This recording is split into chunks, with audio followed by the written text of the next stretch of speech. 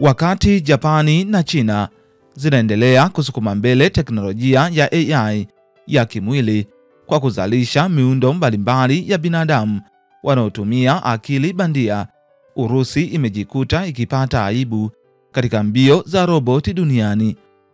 Katika tamasha lililofanyika Moscow, roboti ya kwanza ya Kirusi inayofanana na binadamu ilionyeshwa kwa mara ya kwanza hadharani na mara moja ilianguka. Video mtandaoni inaonyesha roboti huyo akipanda jukwaani kisha kuinua mikono kama ishara ya kuwasalimu watazamaji waliojitokeza. Baadaye akapoteza usawa na kuanguka chini. Wasaidizi walifika haraka katika tukio hilo na kumfunika roboti huyo na pazia ili kuficha tukio hilo. Watengenezaji wamesema roboti huyo bado yupo kwenye hatua ya kujifunza, huku mkurugenzi mtendaji akiambia televisheni ya serikali ya Urusi kuwa anatumai kosa hilo litageuka kuwa uzoefu muhimu. Roboti huyo ametengenezwa kutembea, kushika vitu na kuingiliana na watu, yani socialization, akiwa na matumizi kwenye viwanda, maghala, hospitali na kumbi za burudani.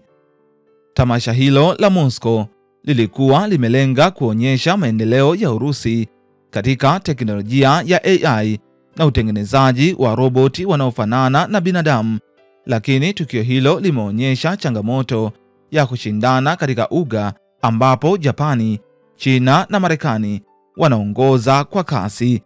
Mwaka 2024 pekee, uwekezaji katika teknolojia ya robot wanaofanana na binadamu umefikia zaidi ya dola bilioni 1.6, bila kujumuisha uwekezaji mkubwa wa Tesla katika roboti wake wa Optimus tangu mwaka 2021.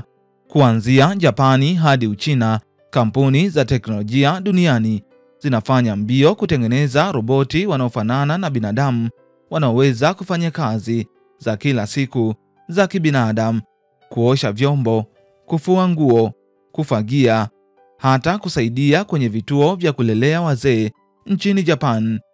Japani inapanga kupeleka roboti nusu binadamu katika vituo vya kulelea wazee nchini humo kuanzia msimu ujao wa kiangazi. Mwanzo watashughulikia kazi za pembeni kama kusafisha, kuosha vyombo au kufua.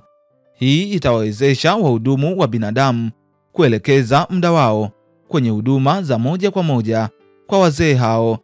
Tofauti na AI ya maandishi kama ChatGPT, roboti hawa lazima waelewe sheria za fizikia, utambuzi wa nafasi na wajiendeshe salama miongoni mwa binadamu. Teleoperation wapa wahandisi data muhimu ya video na vitendo ili wawafundishe roboti hao jinsi ya kufanya kazi tata. Kampuni za Japani tayari zimewasiliana na zaidi ya vituo 50 vya kulelea wazee ili kujaribu roboti hao katika kufanya kazi. Roboti hao watasoma na kuboresha uwezo na hatimaye watakuwa huru. Nchini China, majaribio yanafanyika kwenye viwanda na ofisi kuhakikisha usalama kabla ya kuzipeleka majumbani. Nchini Marekani pia kampuni zinatengeneza maroboti kama mbwa, roboti wepesi wanaofanana na binadamu. China na Japani wanakimbiza zaidi kwa sababu wanaungwa mkono na serikali zao, minyororo ya uzalishaji imara na uwekezaji mkubwa. Hata hivyo, wataalamu wanakumbusha kuwa uwezo wa kimwili wa robot bado uko nyuma ya matarajio ya AI, lakini uwekezaji unaongezeka kwa kasi. SoftBank ya Japani imenunua kampuni ya robot kwa dola bilioni 5.4, ikisema AI ya kimwili ndiyo hatua inayofuata. Kwa mjibu wa Morgan Stanley, anayehusika na utengenezaji wa maroboti hayo, amesema kufikia mwaka 2050 kutakuwa na zaidi ya robot bilioni 1 duniani wanaofanana na binadamu. Hatua hii itafanya jamii nyingi duniani kuishi na robot, yani nusu binadamu, na kufanya kazi nao kwa pamoja. Endelea kuifuatilia BMTV Tanzania.